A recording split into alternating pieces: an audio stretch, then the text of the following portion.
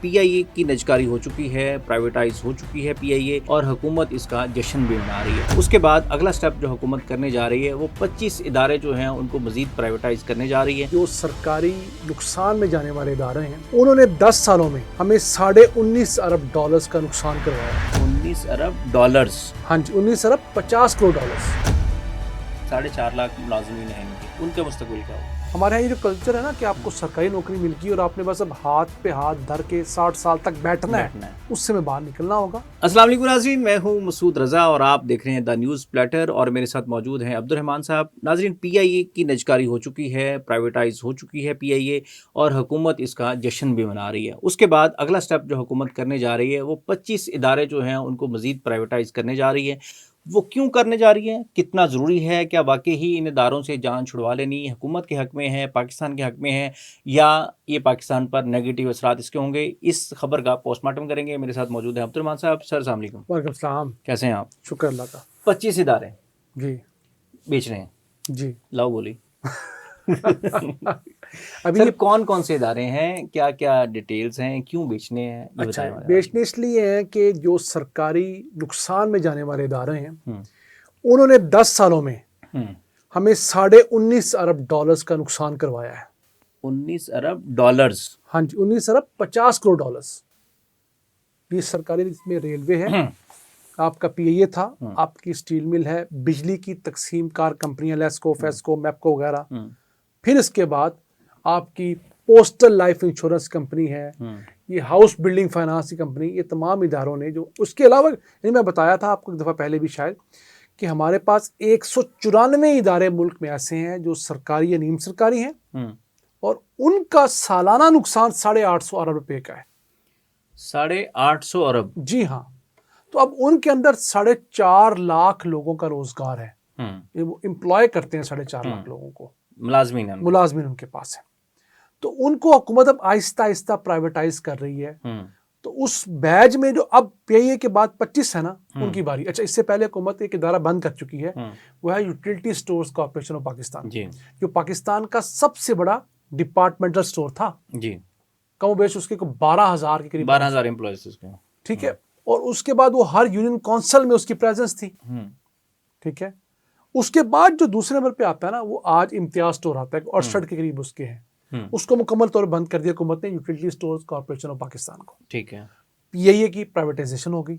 अब ये 25 हैं जिनको हुकूमत ने अगले 1 साल के अंदर प्राइवेटाइज करना है। और ये बोझ थे बेसिकली गवर्नमेंट में, सब नुकसान में, सवाए एक के जो स्टेट लाइफ कॉर्पोरेशन है वो नुकसान में नहीं है। इसके अंदर मोटे मोटे इदारे जो हैं, अगर मैं आपको बताऊं तो HBFC है जो कि हाउस बिल्डिंग फाइनेंस कॉर्पोरेशन है। ठीक है। उसके अलावा 9 बिजली की तकसीम कार कंपनी है, उनमें से 5 इस फेज में हो जाएंगी, 4 बाद में हो जाएंगी। ये बिजली वाले क्यों नुकसान में है? ये तो पैसे ही ये सारा गरीब आवाम को निचोड़ते ही हैं, ये फिर क्यों नुकसान में? इनके लाइन लॉसेस बहुत ज्यादा है, इनकी चोरियां बहुत ज्यादा है, इनके ट्रांसफार्मर्स पुराने हैं, इनकी डीए जो है वो ईंटों से लटकी हुई है, इनके ट्रांसफार्मर्स खराब हैं, छोटे से चल रहे हैं। हाँ जी बिल्कुल। तो इन सारी चीज़ों की वजह तो ये इदारे जो है नुकसान में है।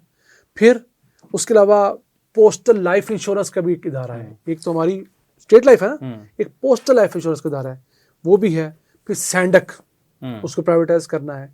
फिर पीएमडीसी है। तो ये वो मोटे मोटे इदारे हैं जिनको अगले 1 साल में हुकूमत प्राइवेटाइज करना चाहती है। सर क्या इन इदारों में, क्योंकि ये सरकारी इदारे थे और सरकारी इदारों पे सबसे ज़्यादा बोझ जो सरकार पे होता है वो इन लोगों की तनख्वाहें होती हैं या पेंशन्स होती हैं, ठीक है, ये बहुत बड़ा बोझ होता है गवर्नमेंट पे। तो क्या ये भी एक वजह थी इनके जो नुकसान थे वो बढ़ते जा रहे थे दिन ब दिन? देखिए, तनख्वाहें और पेंशन नो डाउट एक बड़ा बोझ है, लेकिन उसके अलावा टीएडीए जो होते हैं अफसरान के, मेडिकल के एक्सपेंस जो इन लोगों के, अयाशियाँ, हाँ एक लंबी, फिर जो बिजली के बिल हैं, गैस के बिल हैं, सिक्योरिटी के अखराजात हैं, गाड़ियों की मेंटेनेंस है, मशीनरी की वेयर एंड टेयर है, ये तमाम चीज़ें हैं वो शायद आपकी तनख्वाहों और पेंशन से आगे निकल जाती हैं।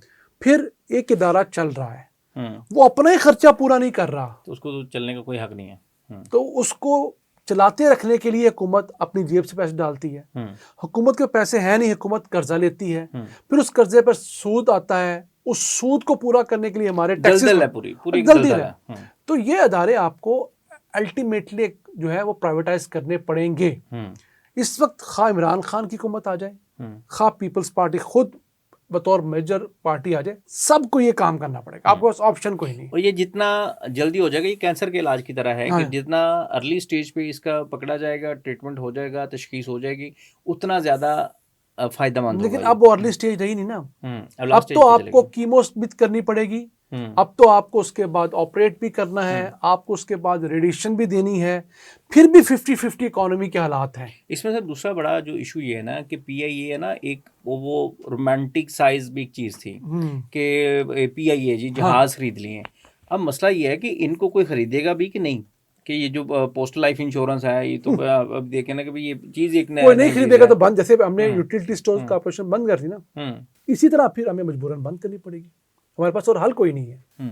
हम कब तक ये जो सफ़ेद हाथी हैं उन्हें पालते रहेंगे?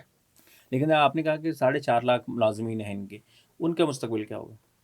देखिए, अब पाकिस्तान के अंदर कोई 70 लाख लोग तो वो हैं जो कि बेरोजगार हैं और सर्टिफाइड बेरोजगार है, हुकूमत जिनको मानती है कि इतने लोग जिनकी उम्र वो है जिसमें उनको बरसे रोजगार होना चाहिए। तो अब क्या करें, उनको रोजगार नहीं दिया जा रहा। इन 4.5 लाख को आहिस्ता आहिस्ता खुद सोचना चाहिए। जब उनको नजर आ रहा है कि एक शिप डूब रहा है तो वो कोई बेहतर ऑप्शन देख लें, अपने लिए साथ साथ कोई कारोबार का बंदोबस्त करें। हमारे यहाँ ये जो कल्चर है ना कि आपको सरकारी नौकरी मिल गई और आपने बस अब हाथ पे हाथ धर के 60 साल तक बैठना है, उससे में बाहर निकलना होगा। और क्यों? अब हुकूमत अफोर्ड ही नहीं करती और किसी ये उन मुलाजमिन को भी सोचना चाहिए ना कि अगर आप उसमें अदारे का एसेट नहीं बन सकते तो फिर आपको लाइबिलिटी बनने का भी कोई हक नहीं है। आपने सही कहा। होना तो ये चाहिए ना कि जो भी सरकारी अदारे हैं वो सरकार के लिए एक एसेट की तरह हों, वो कमा के दें ताकि लोगों का भी काम होता रहे। और ये जो इदारे, मेरा ख्याल है कि इनका अवाम पे भी कोई पॉजिटिव असर तो पड़ता नहीं है, कोई फैसिलिटेशन तो है नहीं। फैसिलिटेशन तो है, सर क्या फैसिलिटेशन है यहाँ पे? बिल आपने अगर जो बिलों पे हमारी बड़ी वीडियो वायरल भी हुई थी, मिलियंस में गई है अल्हम्दुलिल्लाह, तो वो देखें कि भी अगर बिल यूनिट हमें 7 रुपये का पड़ रहा है, 37 रुपये का हम दे रहे हैं और उसके बदले में फिर हम इनको तनख्वाहें भी हमारे टैक्स से पैसे से जाएं, तो ये तो जस्टिफिकेशन नहीं है ना इसकी। मिसमैनेजमेंट की इंतहा है। तो हमारी इल्तिजा ही कह लें कि इन लोगों से भी हैं कि खुदारा अगर सरकारी महकमों में आपको नौकरियां मिली हैं तो अपनी नौकरी के अलावा, अपनी फैमिली के अलावा पाकिस्तान का भी कुछ सोचें।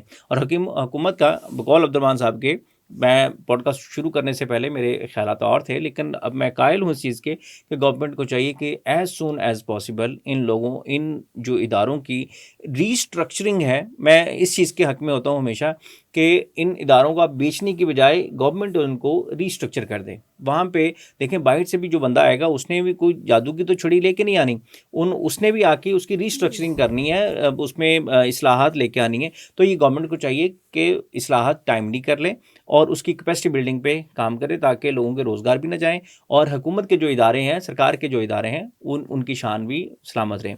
तो आज की पॉडकास्ट से इजाज़त लेते हैं नाज़रीन। मुझे और अब्दुर्रहमान साहब को इजाज़त दीजिए, फिर हाजिर होंगे एक नई एपिसोड के साथ। तब तक के लिए अल्लाह ने के बाद।